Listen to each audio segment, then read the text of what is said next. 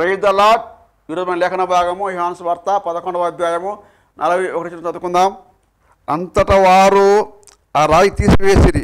యేసు కన్నులు పైకెత్తి, తండ్రి, నీవు నా మనవిని వినందున నీకు కృతజ్ఞతలు చెల్లించున్నాను. ఆమేన్.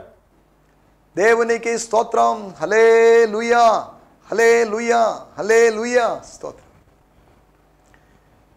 క్రీస్తునందు ప్రియ సహోదరి సహోదరులారా, క్రీస్తునందు ఒక కుటుంబ సభ్యులుగా బంధువులుగా చేర్చబడినటువంటి నా ప్రియ సహోదరి సహోదరులారా, మీ అందరికీ ప్రత్యేకమైన వందనాలు తెలియజేస్తున్నాను. Good morning, have a nice day. దేవునికి స్తోత్రం. Hallelujah, praise the lord, shalom, maranatha, vanakkam, లేకపోతే ఇంకేదైనా కావచ్చండి. స్తోత్రం. రండి, మనం ఈ సమయంలో దేవుని వాక్యాన్ని ధ్యానించుకుందాం. దేవుని వాక్యం వింటూ వింటూ వింటూ వింటూ ఉన్నప్పుడు, ఆ వాక్యం మన హృదయంలోకి దిగి వచ్చినప్పుడు, తలలో నుంచి మెదడులో నుంచి మనసులోకి దిగి వచ్చినప్పుడు, అప్పుడు జీవితం మారుతుంది. దేవుని వాక్యాన్ని బోధించే సేవకుడిగా దేవుడు మమ్మల్ని ఏర్పాటు చేసుకున్నాడు. అందును బట్టి నేను దేవుని నామాన్ని మహిమపరుస్తున్నాను. లూకా సువార్త 1వ అధ్యాయంలో మనం గమనించినట్లయితే, సేవకులు, దేవుని సేవకులు అనే మాట కాకుండా లూకా గారు ఒక అద్భుతమైనటువంటి పదాన్ని ఉపయోగించారు. అది ఏంటి అంటే, చదువుతున్నాను, లూకా సువార్త 1వ అధ్యాయం. ఘనత వహించిన థియోఫిలస్ ఆరంభము నుండి కనులారా చూచి వాక్య సేవకులైన వారు, దేవుని వాక్య సేవకులైన వారు అనగా ధర్మశాస్త్ర వాక్య సేవకులైన వారు, అపోస్తుల బోధ అనబడిన వాక్యము యొక్క సేవకులైన వారు, మనకు అప్పగించిన ప్రకారం మన మధ్యను నెరవేరిన కార్యముల గురించి వివరంగా వ్రాయటకు అనేకులు పూనుకున్నారు. స్తోత్రం. మన మధ్యన నెరవేరిన కార్యముల గురించి. స్తోత్రం. వాక్య సేవకులై, మన అన్ని ఆలోచించలేదు, వాక్య సేవకులైన వారు, మినిస్టర్స్ ఆఫ్ ది వర్డ్. దేవుని స్తోత్రం. హల్లెలూయా. సేవకులు బాగానే ఉంది మాట, కానీ వాక్య సేవకులు, వాక్యాన్ని కలిగి ఉన్న సేవకులు, వాక్యాన్ని బోధించేటువంటి సేవకులు. స్తోత్రం. I'm writing for you mighty lover of God. Theophilus అని కాకుండా mighty lover of God. An orderly account of what Jesus accomplished and fulfilled among us. Several eyewitness biographies have already been written, using as their source material the good news preached among us by his early disciples, who were from the beginning loving servants of the living expression. His early disciples అనగా ఆయన శిష్యులు, ఆరంభంలో ఉన్న శిష్యులను రాసి, who were from the beginning loving servants of the living expression. దేవుని స్తోత్రం. Aramaic తర్జుమాలో నుంచి చేసినటువంటి తర్జుమా మాట ఇది. మళ్ళా చదువుతున్నాను. లవింగ్ సర్వెంట్స్ అనగా ప్రేమపూర్వకమైనటువంటి సేవకులు. దేనికి? లివింగ్ ఎక్స్ప్రెషన్, జీవన వ్యక్తీకరణ యొక్క, దైవిక జీవన వ్యక్తీకరణ యొక్క, అనగా దైవవాక్యం యొక్క, డివైన్ ఎక్స్ప్రెషన్ యొక్క సేవకులు. Servants of the living expression. దేవుని స్తోత్రం. హల్లెలూయా. Servants of living expression, SOLE అని వస్తుంది. స్తోత్రం. Servants of living expression. Dead expressions ఉన్నాయి, హేటింగ్ ఎక్స్ప్రెషన్స్ ఉన్నాయి. This is living expression. స్తోత్రం. Living and loving expression. దేవుని, this is the expression of God. దేవుని అనుభూతులు, దేవమానవ సంబంధంలో కలిగినటువంటి అనుభూతులు. దేవుని స్తోత్రం. హల్లెలూయా. రండి, మనం ఈ సమయంలో వాక్య సేవకులుగా మీలో అనేక మంది ఏర్పాటు చేయబడ్డారు. ఇంకా అనేక మంది యవనస్తులు తయారు చేయబడాలి. యవనస్తుల్ని ఇంట్రో, డిగ్రీ చదివిన తర్వాత ఇక హయ్యర్ స్టడీస్కి పోనీయకుండా వారిని బైబిల్ స్కూల్స్కి, కేరళలోనూ కర్ణాటకలోనూ ఎక్కడో బైబిల్ స్కూల్స్కి పంపించి వాళ్ళు చక్కగా దేవుని వాక్యాన్ని నేర్చుకొని, థియాలజీ నేర్చుకొని, BTH లేకపోతే BD లేదా MD ఇటువంటి డిగ్రీలు చేసి, ఇటువంటి కోర్సులు చేసి వాక్యాన్ని, సత్యవాక్యాన్ని ఉన్నది ఉన్నట్లుగా బోధించేటువంటి అనేక మంది యవనస్తుల యొక్క అవసరత మనకుంది. ఒక జనరేషన్ గతించిపోతుంది. వృద్ధులైనటువంటి సేవకులు గతించిపోతున్నారు. చూచు రాబోటోళ్ళు కూడా గతించిపోతున్నారు. We need young people, young generation. ఆయుష్ కలిగిన వాళ్ళు, తరుణం కలిగిన వాళ్ళు, బలం కలిగిన వాళ్ళు, ఆరోగ్యం కలిగిన వాళ్ళు మనకు కావాలి. స్తోత్రం. మహావృద్ధులు కాదు ఈ పరిచర్యకు కావాల్సింది. అలాగనే మరింత యవనస్తులని కాదు, అనగా మరింత పసితనం కలిగిన వాళ్ళని కాదు. స్తోత్రం. హల్లెలూయా. దేవుని స్తోత్రం. కాబట్టి ఈ పరిచర్య విస్తరించాలి. క్రీస్తు శరీరం క్షేమాభివృద్ధి పొందాలి. ఇండియాలోని బాడీ ఆఫ్ క్రైస్ట్, వరల్డ్లోని బాడీ ఆఫ్ క్రైస్ట్ అభివృద్ధి చెందాలి. దాని కొరకు మనం ప్రార్థించాలి. మనం గత ఎపిసోడ్లో యేసు తెలుసుకున్న విషయాలు, 4 రోజులు లాజరు సమాధిలో గడిపాడని, ఉంచబడ్డాడని, వస్త్రములతో, ప్రేత వస్త్రములతో చుట్టబడ్డాడని, ఇప్పుడు సుగంధ ద్రవ్యాలు తీసుకొని యేసు ప్రభు అక్కడికి రాలేదు. నేను ఆ రోజు పొద్దాం అనుకున్నాను, వీలు పడలేదు, మినిస్ట్రీ ఎక్కువైపోయింది. వీళ్ళలో ఎవరో ఒకరు వెళ్ళమన్నాను, వీళ్ళు వెళ్ళలేదు, మీరు లేకపోతే మేము వెళ్ళం అన్నట్టుగా మాట్లాడారండి. కాబట్టి దాన్ని ట్రై టు అండర్స్టాండ్ అస్. ఇంకోసారి ఇలా రిపీట్ కాదులేండి.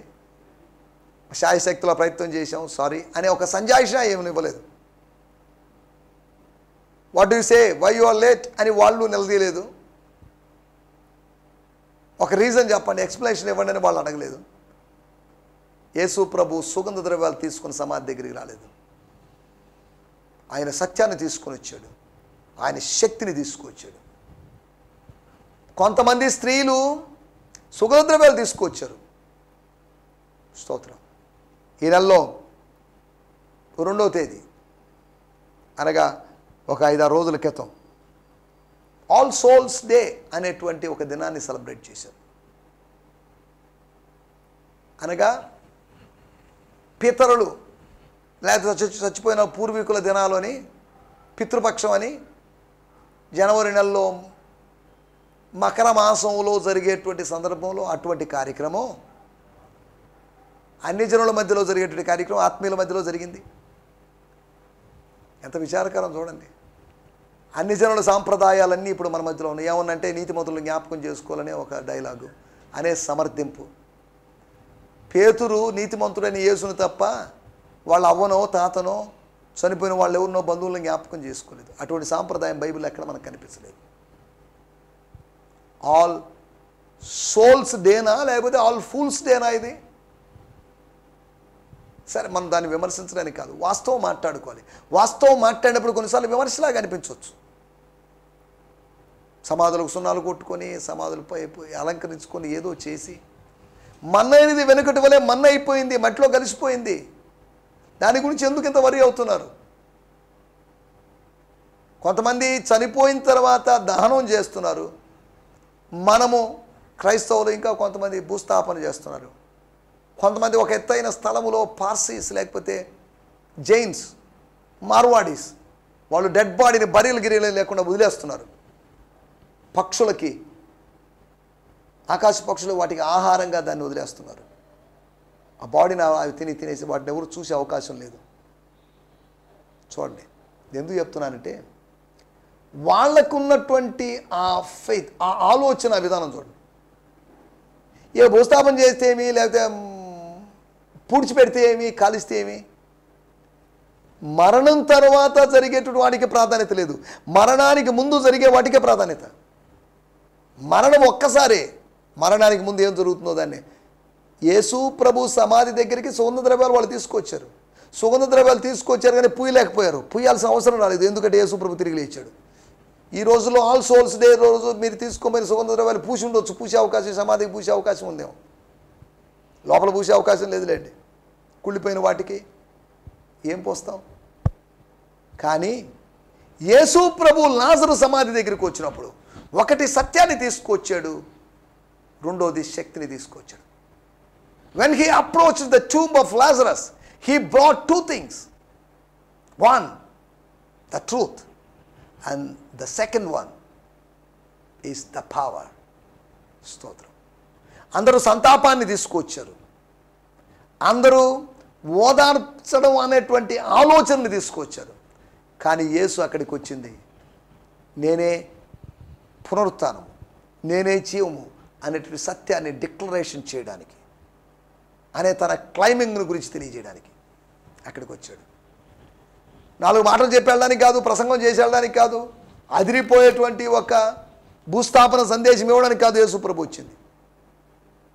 మన ఒకటోళ్ళు అయితే సమాధి దగ్గర 1 గంట 6 గంట ఏవో మాటలు చెప్పి పాటలు పాడి కాదా, పరవాసినినే జగమున ప్రభు అనో, పరదేశులమో ప్రియులారో, యేసు ప్రభు సమాధి దగ్గరికి వచ్చి మంచి పాట ఒకటి తీయండి అని ఒక ఫ్యూనరల్ సాంగ్ పాడి ఏం చేయలేదు. అక్కడికి వచ్చి he exhibited, he manifested his power, he manifested his truth, he manifested his glory. సమాధుల దగ్గర ఇది జరగాలి కానీ సమాధి దగ్గర పోయి సాంప్రదాయాలు జరిగించడం ఏంటి? దేవుని స్తోత్రం, హల్లెలూయా. మనం ఆలోచిస్తున్న విషయాల్లోకి వచ్చేద్దాం. స్తోత్రం, హల్లెలూయా. అందరూ సమాధి దగ్గరికి వచ్చింది ఒక విధమైతే యేసు సమాధి దగ్గరికి రావడం ఒక వేరే ఉద్దేశంతో వచ్చాడు, వేరొక విధానంలో వచ్చాడు.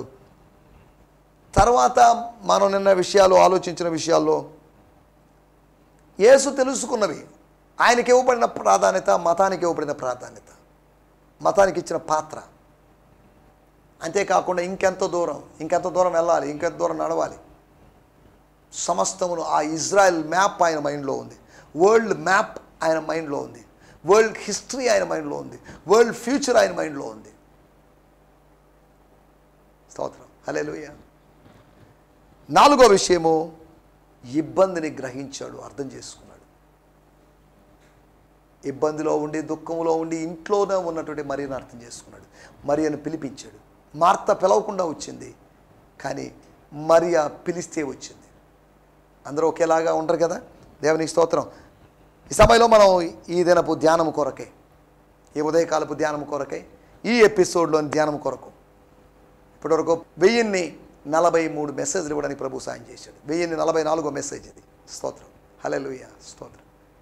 ఇంకా కొన్ని రోజులు మాత్రం, ఇంచుమించు ఒక 50-55 రోజులు తర్వాత మనం వేరొక పుస్తక ధ్యానాల్లోకి వెళ్తాం. నూతన సంవత్సరంలో మనం ప్రవేశిస్తాం.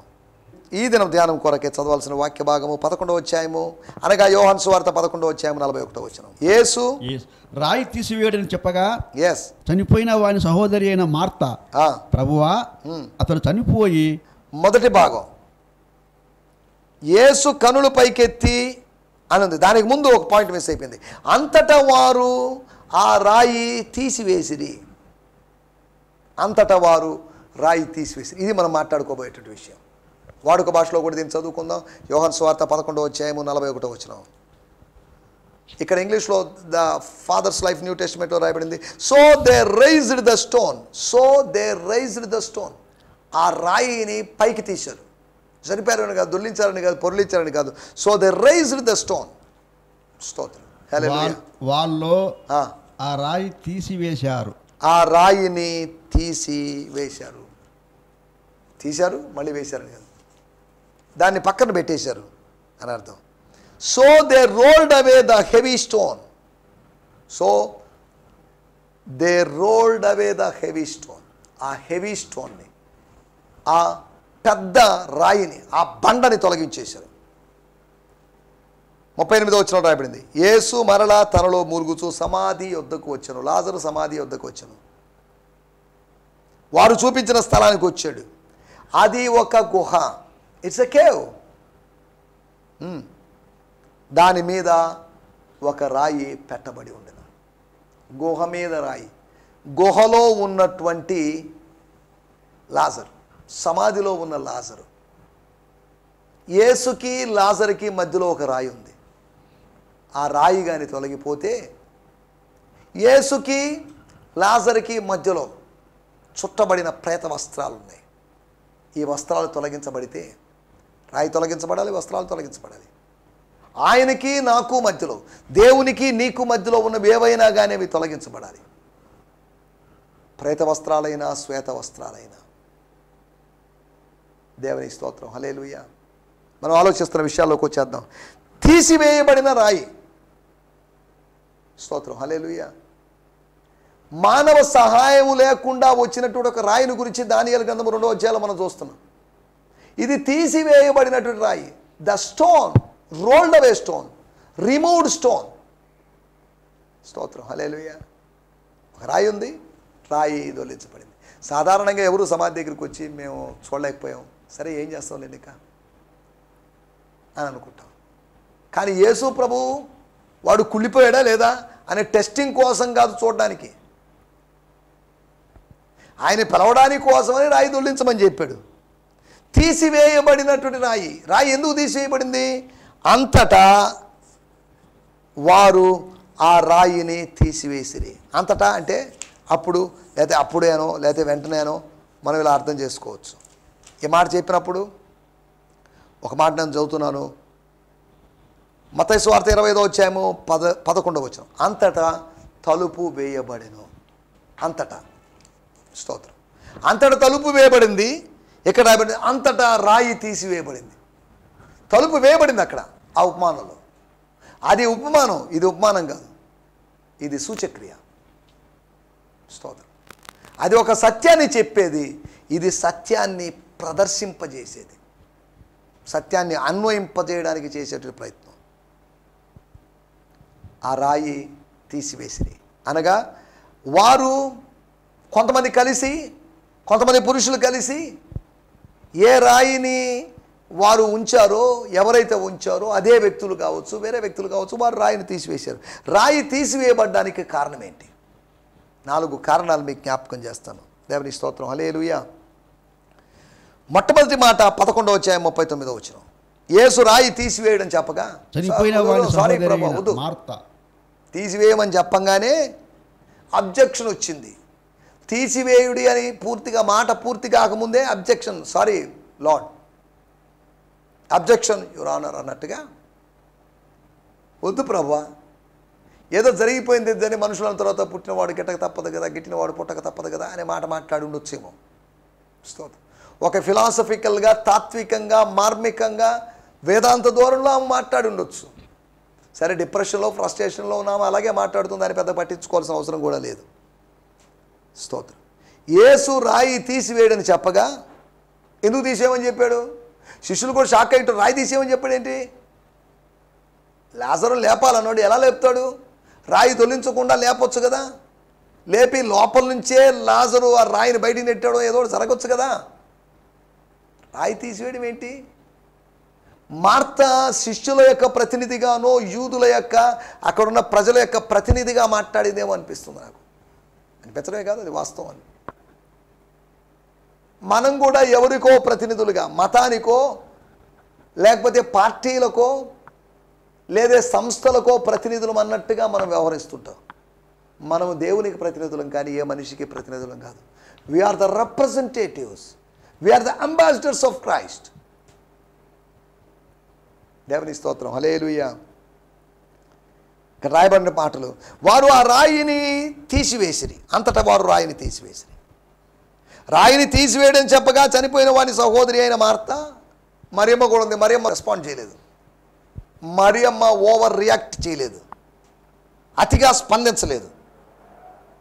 చనిపోయి 4 నెలల మంది కనుక ఇప్పటికీ వాసన కొట్టును అనగా ఆ రాయి ఏదో వాసన ఆపినట్టుగా అనుకుంటుంది. రాయి కవతల ఎంతో వాసన ఉంది అనుకుంటుంది. రాయి కవతల వాసన కాదు, రాయి కవతల వ్యక్తి ఉన్నాడు. రాయి కవతల ఏదో, గోడ కవతల ఏదో, ఈ దేశానికి అవతల ఏదో, లేకపోతే ఈ పరిచర్యకు అవతల ఏదో అని అనుకుంటున్నాం మనం. దేవుని స్తోత్రం, హల్లెలూయా, హల్లెలూయా. మనం జాగ్రత్తగా ఆలోచించాలి. వారు రాయిని తీసివేశారు. ఒకటి, వారు రాయిని తీసివేశారు అంటే మార్తమ్మ చెప్పిన మాటని పట్టించుకోకుండా ఆమె మాటను అలక్ష్యం చేశారు కనుక రాయి దొర్లించబడింది. ఒకటి, అలక్ష్యం చేస్తేనే కొన్ని రాళ్ళు దొర్లించబడతాయి. పట్టించుకుంటే ఓవర్ చేస్తారు, పట్టించుకోకపోతే వాళ్ళు దారిలోకి వస్తారు. దేవుని స్తోత్రం, హల్లెలూయా. మార్తమ్మ చెప్పిన మాటలు బాగానే ఉన్నాయి. ఆమెతో అందరూ ఏకీపించి, అవును ప్రభా ఆమె చెప్పినట్టు చేద్దాం, ఎందుకులేండి, వద్దులేండి, చిన్న ప్రార్థన చేసి వెళ్ళిపో, ఏదైనా 4 మాటలు చెప్పేది చెప్పు, పునరుత్థానం గురించి పరిశుద్ధ గ్రంథంలో ధర్మశాస్త్రంలో ఏముందో చెప్పచ్చు కదా, లేదా మరణం గురించి ఏముందో చెప్పవచ్చు కదా, అది సరిపోతుంది కదా అని వాళ్ళు ఎవరూ అనలేదు. ఈ ప్రయత్నం ఎందుకు చేయకూడదు? Why don't we roll away the stone? స్తోత్రం. ఈ అడ్డుబండను ఎందుకు తొలగించుకోకూడదు? దేవుని స్తోత్రం. ఒకటి, అలక్ష్యం చేయడం ద్వారా రాయి దొర్లించబడింది. మార్త యొక్క మాటను అలక్ష్యం చేయాలి. మార్కు సువార్త 5వ అధ్యాయంలో ఎవరో ఒకరిని చెప్పాడు, ఎందుకంటే బోధకుడిని శ్రమ పెట్టడం, ఇంటికి తీసుకొని రావడం అవసరం లేదు ఇప్పుడు. She is no more, baby is no more, చిన్న బిడ్డ ఈజ్ నో మోర్. స్తోత్రం. హల్లెలూయా. ఇక అవసరం లేదు రండి అని అన్నప్పుడు స్తోత్రం. యేసు ప్రభు చెప్పిన మాట, వారి మాట అలక్ష్యం చేశాడు, లక్ష్య పెట్టక. దేవుని స్తోత్రం. హల్లెలూయా. లోకపు మాటల్ని, లోకలో ప్రవీణులు, శాస్త్రజ్ఞులు, లేకపోతే శాస్త్రులు, పండితులు అనబడిన వారి మాటలను అలక్ష్య పెట్టి, వాస్తు యొక్క విషయాల్ని అలక్ష్యం చేసి, ఇతర శాస్త్రాల యొక్క విషయాలను అలక్ష్యం చేసి దేవుని మాటకు ప్రాధాన్యత ఇవ్వాలి. మార్త యొక్క మాటను వాళ్ళు అలక్ష్యం చేశారు కాబట్టి మార్త ఏమో తీయొద్దంటుంది, యేసేమో తీయమంటున్నాడు. ఎవరి మాట గెలుస్తుంది? యేసు మాటే గెలిచింది. యేసు మాటే గెలవాలి. యేసు విషయంలో ప్రజల యొక్క మాటలు గెలిచాయి, ప్రజల యొక్క కేకలు గెలిచిన సందర్భం సిలువ వేయబడిన సందర్భంలో మనకు కనిపిస్తుంది. స్తోత్రం. ఒకటి, అలక్ష్యం చేయడం ద్వారా అడ్డుబండలు తొలగించబడతాయి. రెండో విషయాన్ని నేను మీకు జ్ఞాపకం చేస్తాను. యోహాను సువార్త 11వ అధ్యాయం 40వ వచనం. అందుకు యేసు, నీవు నమ్మినడలా దేవుని మహిమ చూతువని నేను ఇంత చెప్పలేదా అని ఆమెతో నేను. స్తోత్రం. ఆమెతో చెప్పాడు, అమ్మా ఎందుకు టెన్షన్, దేనికి, ఎందుకు ఆవేశపడతావు, ఎందుకు ఈ దుడుకుతనం అవసరమా నీకు? నేను చేస్తాను, ఊరకుండు, ఊరక నిలిచి ఉండు, చూడు యెహోవా అనుగ్రహించు రక్షణను, యెహోవా అనుగ్రహించు మహిమను చూడు. Be still and know that I am God. ఊరకుండుడి, నేనే దేవుడిని తెలుసుకోండి, యేసుక్రీస్తే దేవుడిని తెలుసుకోండి, ఊరుకోండి. యూట్యూబ్లో వెరీ కామెంట్స్ పెట్టొద్దు, యూట్యూబ్లో అడ్డమైన మెసేజ్లు పెట్టొద్దు, ఊరుకోండి. ఆయనే దేవుడిని తెలుసుకునుడి. సర్వజనులారా ఆయనే దేవుడిని తెలుసుకునుడి. యూదులారా, అక్కడ ప్రజెంట్గా ఉన్నటువంటి మరియను ఓదార్చడానికి వచ్చిన యూదులారా, యేసు ప్రభు యొక్క శిష్యులారా, మీరు ఊరుకోండి. దేవునికి స్తోత్రం. హల్లెలూయా. రెండో విషయాన్ని మనం ఆలోచిస్తున్నాం. ఆయన మాట చొప్పున వారు రాయి దొర్లించారు. లూకా సువార్త 5వ అధ్యాయం 5వ వచనంలో మనకు తెలిసిన విషయమే. అయినను నీ మాట చొప్పున. నాకు ఇష్టం లేదు, మేము ప్రయాసపడ్డాం, ఈ టైంలో వేయకూడదు, అయినప్పటికీ కూడా నీ మాట చొప్పున మేము మళ్ళేస్తున్నాం. ఆయన మాట చొప్పున రాయిని దొర్లించాడు. మాట ప్రకారం, ఆజ్ఞ ప్రకారము అడ్డుబండలు తొలగించబడాలి. స్తోత్రం. తీసివేయబడిన రాయి ఎందుకు తీసివేయబడింది? నిషేధించబడిన రాయి కాదు, తీసివేయబడిన రాయి, దొర్లించబడిన రాయి, యేసు యొక్క ఆజ్ఞ మేరకు దొర్లించబడిన రాయి. స్తోత్రం. హల్లెలూయా. ఒకటి, అలక్ష్యం చేయడం ద్వారా వాళ్ళు దొరించగలిగారు. వారు ఆ రాయిని తీసివేశారు. వారంటే ఎంతమందో ఏంటో మనకు తెలియదు. వారు ఆ రాయిని తీసివేయడానికి కారణం ఒకటి, అలక్ష్యం చేయడాన్ని బట్టి. సిస్టర్ మార్తా సిస్టర్ మాట్లాడదు, మీరు ఉండండి, ఆయన ఏదో గురువు గారు ఏదో చెప్తున్నాడు, బోధకుడు ఏదో చెప్తున్నాడు, చూద్దాం, ఓ ప్రయత్నం చేద్దాం అన్నట్టుగా వాళ్ళు వ్యవహరించారు. రెండోది, అయా ఆమె ఇలా చెప్తుంది, మేము ఇలా అనుకుంటున్నాము, అందరూ ఇలా అనుకుంటున్నారు, మెజారిటీ ఇలా అనుకుంటున్నారు, అయినప్పటికీ నువ్వు ఒక్కడివే రాయి తీసేయమంటున్నావు. నీ మాట ప్రకారమే చేస్తున్నావు, నీ మాటకు గౌరవం ఇస్తున్నావు. We will respect your word, we will obey you అని ఆయన మాట చొప్పున వల వేశారు కాబట్టి దోణలు మునుగునట్టుగా, వాళ్ళు పిగులున్నట్లుగా చేపల రాశి చేపలు దొరికాయి. దేవుని స్తోత్రం. మూడో విషయాన్ని నేను మీకు జ్ఞాపకం చేస్తాను. యోహాను సువార్త 11వ అధ్యాయం 40వ వచనం.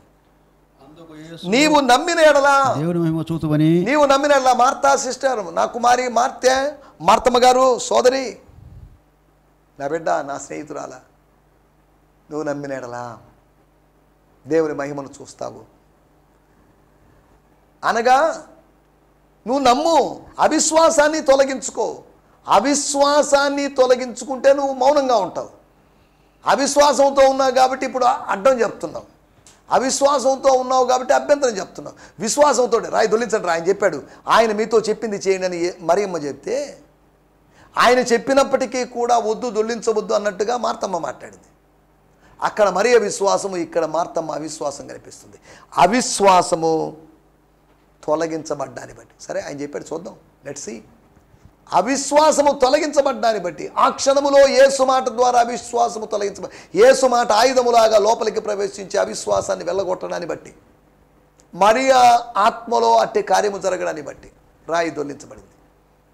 ఒకటి ఎలక్షన్ చేయడం ద్వారా, రెండోది ఆయన మాట చొప్పున, మూడోది అవిశ్వాసము తొలగించబడ్డాన్ని బట్టి. నాలుగో విషయం నేను చెప్పి ముగిస్తాను. స్తోత్రం. 11వ అధ్యాయం 40వ వచనం. నీవు నమ్మినలా దేవుని మహిమను చూతుమని నేను నీతో చెప్పలేదా? ఆమెతో ఒక సున్నితమైన గద్దింపు, సాఫ్ట్గా ఒక రెబ్యూక్ ఇస్తున్నాడు.